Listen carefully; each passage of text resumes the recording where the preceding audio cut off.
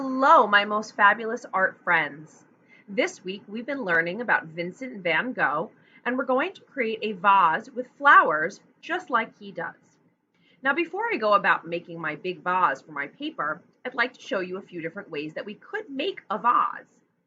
So, they usually start with a sideways circle, kind of slim like an oval, just like that. And then what I'm going to do is I'm going to come out of either side of it with a very slight diagonal line. So I'm going to grab onto this edge right here and come down, and grab onto this edge right here and come down.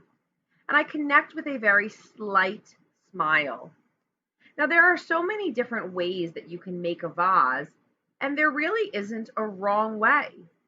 You can look at your house and look at the vases that you have in your house, thinking about what they look like, how they're shaped. Maybe you'd like to design your vase after one of those vases. Maybe you'd like to try one of the ones that I'm creating right here, right now. Each vase is different, but they all start with the sideways oval and end with the slight smile. Do you have to choose one of these? Not at all, my friends. You can make any type of vase you would like. So let's get started. You're going to need a piece of paper and a pencil with an eraser. I'm going to be holding my paper portrait style or vertical.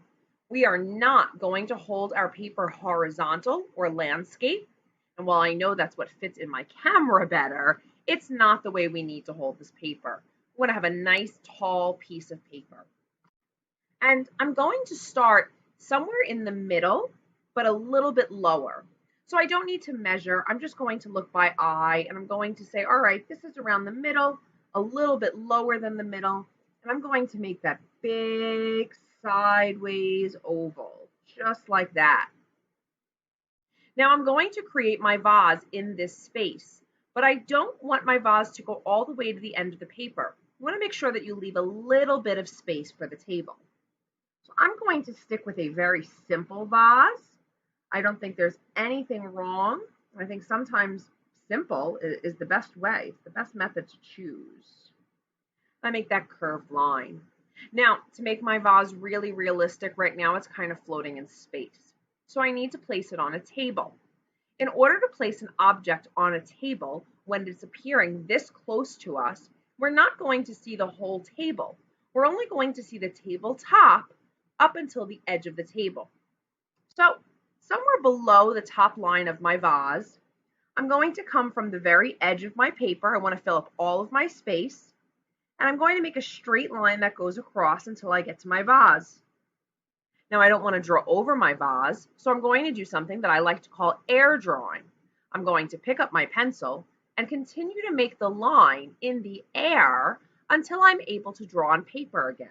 So I lift up, air draw, air draw, air draw, air draw, go back down, and continue to the edge. My vase is now on a table. It's a little crooked. This is what happens when Miss Fontaine is facing one way and turning paper the other way, but it's okay. I'm not going to change it because I think that makes the art more perfect. It's real. It's in the moment. So now I can decorate my vase however I'd like. And lots of times we do like to do this first. What I am going to do is I'm going to give my vase a bit of a lip. That's that little edge of our vase. And all I'm going to do that is I'm going to create a very small inside oval. I don't want to make the oval very small, but the area that I'm going to create is going to be very small. So watch just like that.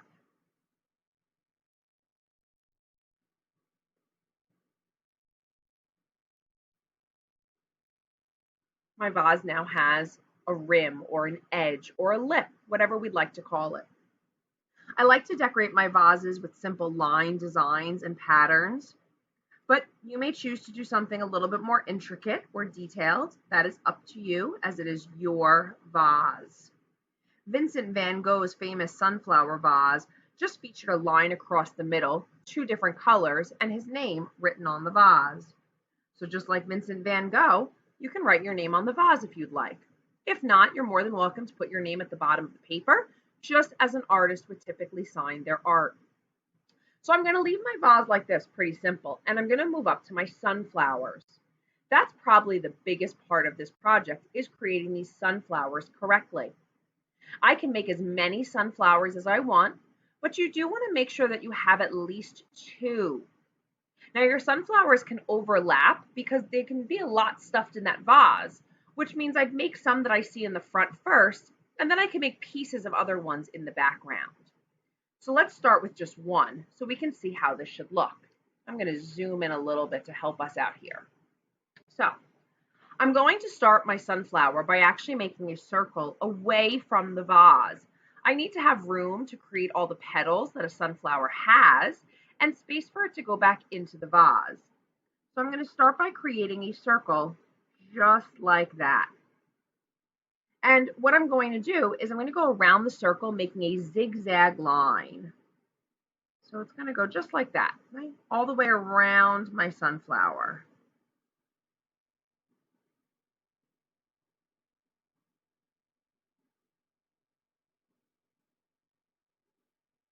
Now inside of my sunflower, I can do a number of different designs and patterns. I can make just dots everywhere.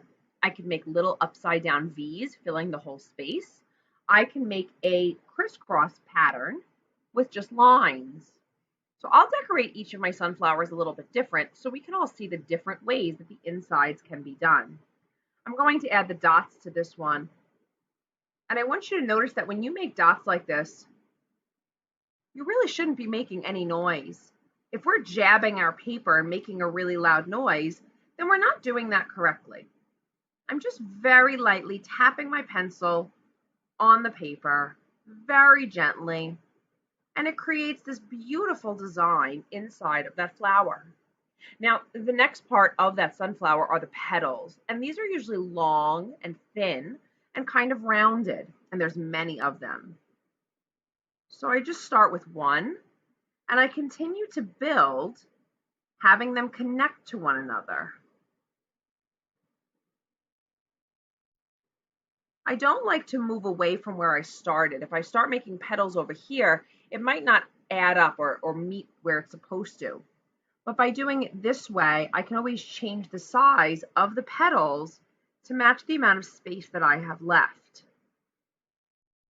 So I will fast forward through my future sunflowers, but for this one, I really like you to see how I'm going to do each and every step. By fast forward, Miss Fontaine means to pause and then restart, because I still do not know how to fast forward my videos, friends.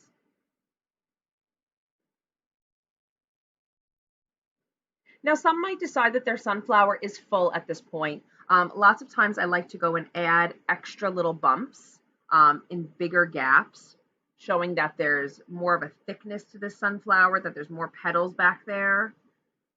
I like the way this looks. It does mean that it is giving me more that I'm going to have to color in the end. I know some of my friends are not so keen on coloring, so that is something you should think about. Same goes for when you're making that design on your vase. If you have a very intricate or detailed design or pattern, it does mean that there will be more detailed coloring for you. So I've made a very, very full flower, and you can make flowers that are dying. That means that they're losing most of their petals. You can make flowers that are half full. It's really up to you. Now, right now, my flower is kind of floating in the air, and I need to fix that. So the reason we do this in pencil is because there will be erasing. I need to bring my stem into my vase. So I start by making a line that comes just like this. And I make one right next to it to give my stem some thickness. Does anyone see what the problem is here? I hope so. This is a common problem we have every year. Right now, my sunflower is not in my vase. It's behind my vase. I need to make sure that stem gets inside. So to do that, I'm going to continue to draw until I get to that line, the inside of my lip, right there. Now, something else that happens a lot is that we forget to erase this. My friends, you can't see through a flower stem, so I'm going to erase the part of the vase that I see inside of my flower, just like that. And of course, I can also add leaves if I'd really like to. That is a personal choice of yours. Again, if you choose to add leaves, I should not be able to see the vase through your leaves. And you can always add details to those leaves, make them more realistic.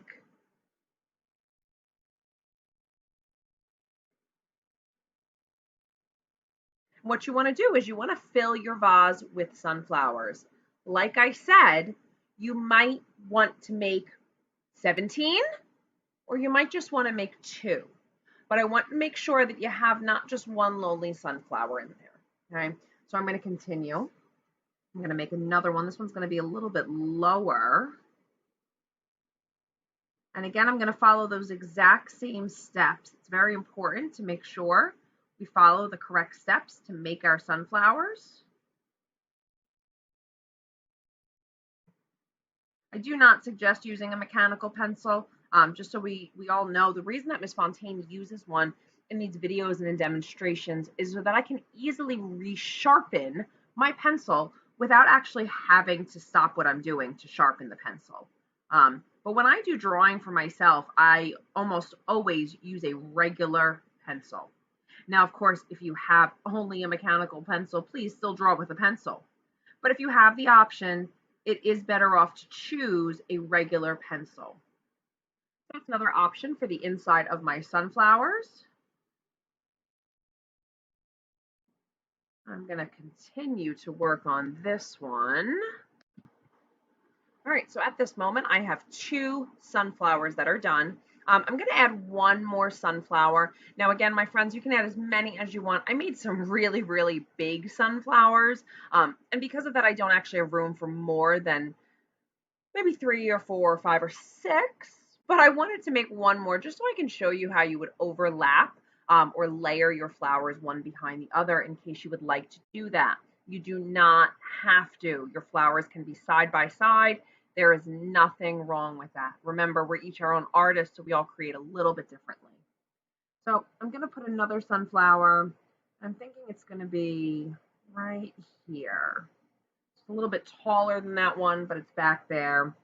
And notice how I kind of created the shape that would have been the middle of my sunflower, but I stopped and I made sure that I did not draw on top of what I've already drawn.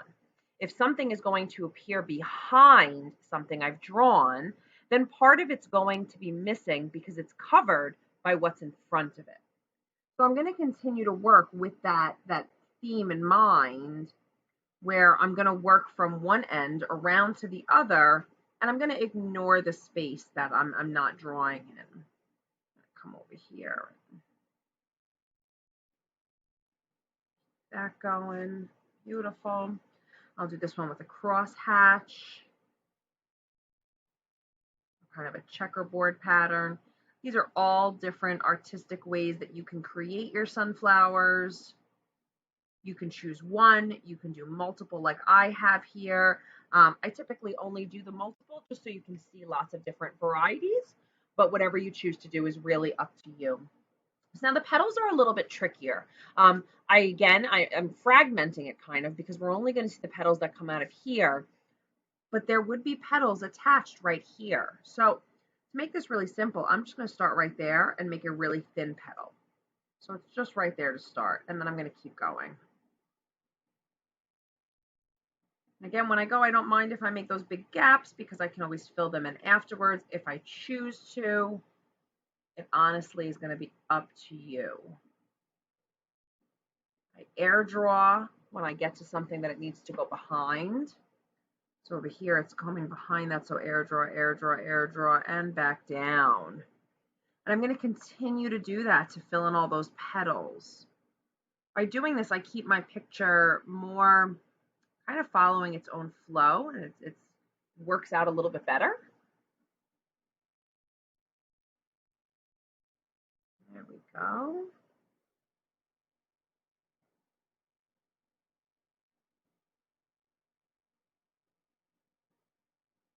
Just like that. I'm going to fill in some of those big gaps I left. If you're saying to yourself, Miss Fontaine, you said 5, 6, 7 more flowers, where would you put them? I could still layer flowers back here. I could have flowers drooping down here that are from behind. You can really put in as many flowers as you want, keeping in mind that it is more drawing and it is more coloring. Now, I'm all for those things, but I know that sometimes we don't have the time to spend 4 hours drawing sunflowers. And continuing down, just like that, a nice double line. For anyone wondering why we make that double line, it's so we can color that in, making sure that I erase that vase. And I would also like to give this one leaves because I think it would look a little odd if it was my only flower without leaves. So I'm gonna air draw, air draw, air draw, air draw. There we go. I think I might actually give this one 2 leaves so it can stand out a little bit more.